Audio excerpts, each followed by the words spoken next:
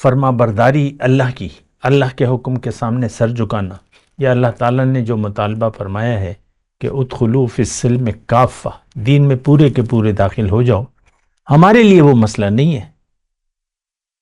اب شاید یہ آیت آپ نے کبھی کہیں سنی ہو کہ ادخلوا فی السلم کافہ، لیکن یہ سنی سنائی باتیں ہیں۔ ہمارے لیے دیکھیں قرآن کی کوئی آیت قابل غور نہیں ہے، اور اس سے ہمارے لیے اس میں نصیحت نہیں ہے۔ تو اس کی بنیادی وجہ تو یہی ہے کہ ہماری دنیا میں رہنے کی نیت دنیا ہو گئی ہے۔ اللہ اکبر، اللہ اکبر، اللہ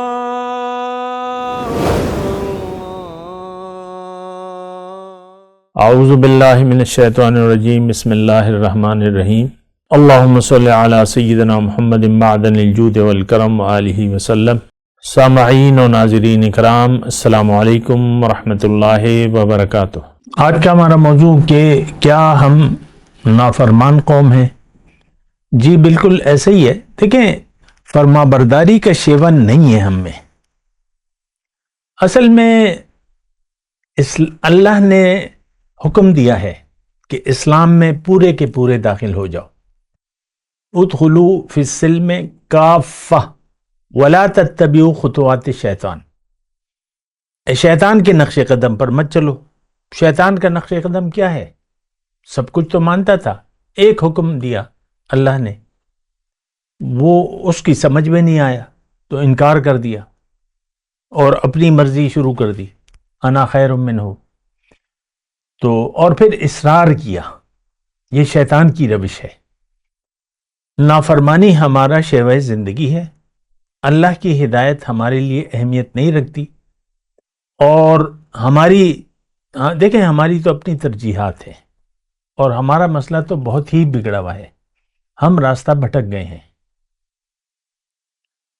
اور یعنی ہمیں منزل بنانا تھا اللہ کو، ہمیں اپنی زندگی کی ترجیح بنانی تھی آخرت کے فائدے کو، اور ہمارے لیے دنیا کا فائدہ اہم ہو گیا ہے آج،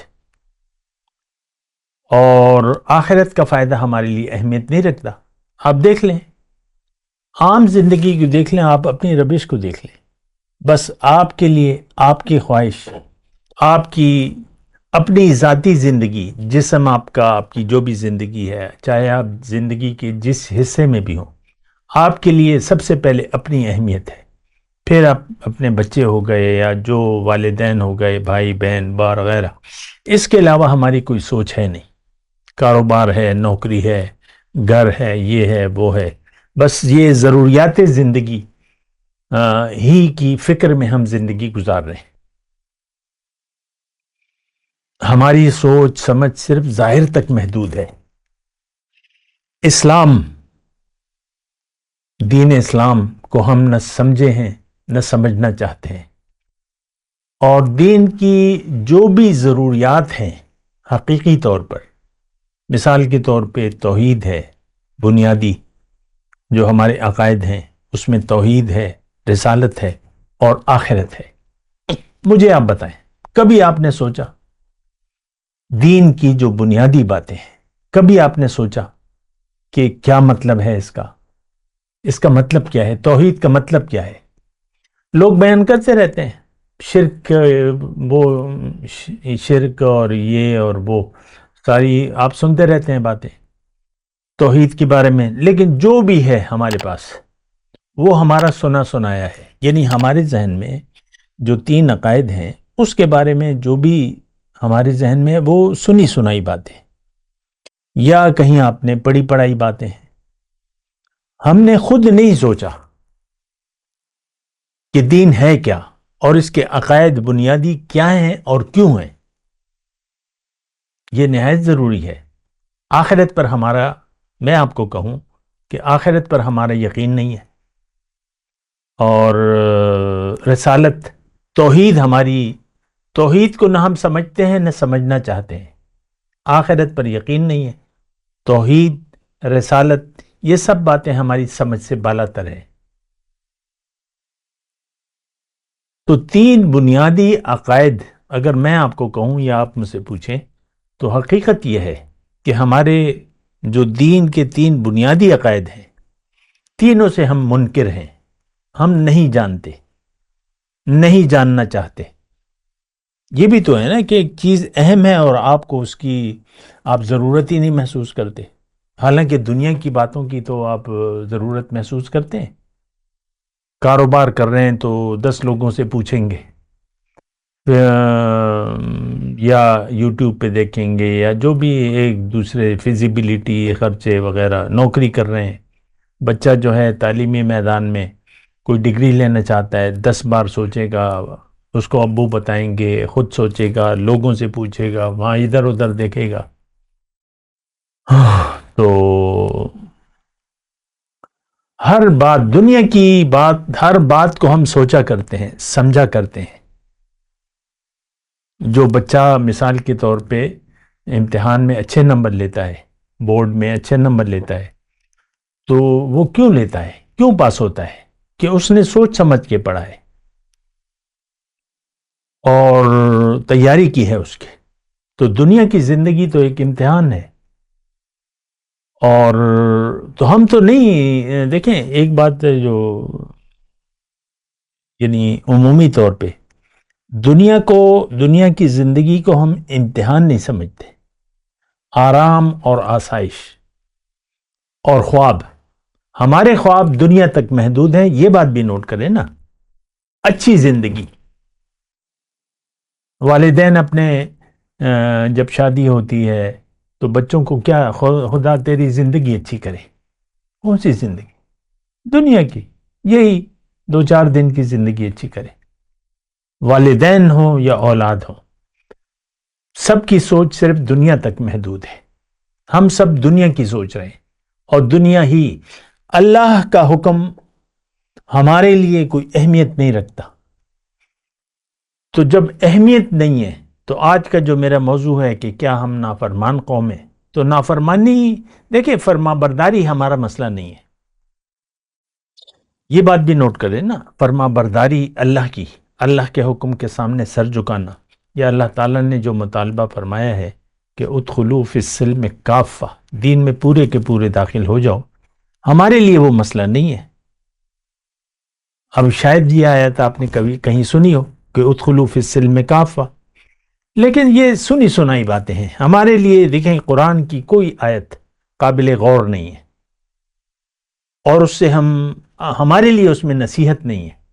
تو اس کی بنیادی وجہ تو یہی ہے کہ ہماری دنیا میں رہنے کی نیت دنیا ہو گئی ہے، ہمیں نیت بنانی تھی آخرت کی، کیونکہ دنیا کی زندگی ہماری زندگی کا ایک مختصر ایسا وقفہ ہے جو بہت مختصر ہے، اور اس کے بعد اصل زندگی کی طرف ہم نے لوٹ جانا ہے۔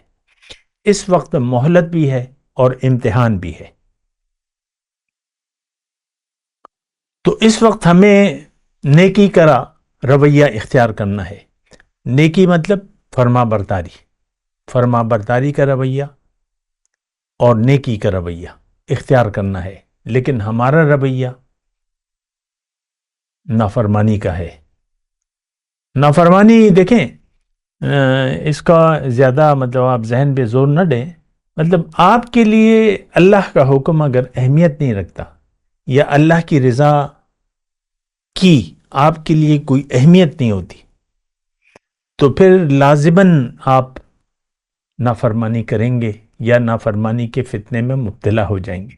ہر چیز میں آج دیکھ لیں، بالکل عام بات ہے، ہر چیز میں ہم ذاتی خواہشات یا ذاتی رائے کو اہمیت دیتے ہیں۔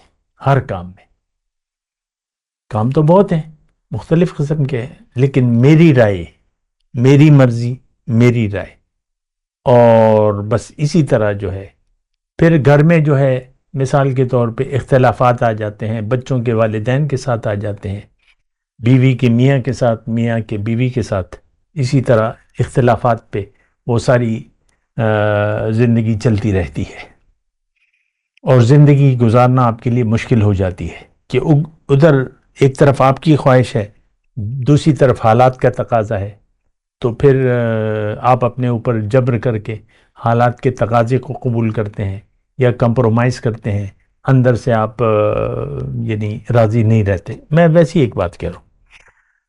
تو نافرمانی ہماری شیوا ہے. ہم مومن نہ ہیں نہ بننا چاہتے ہیں. کیوں کہ ہماری منزل دنیا ہو گئی ہے.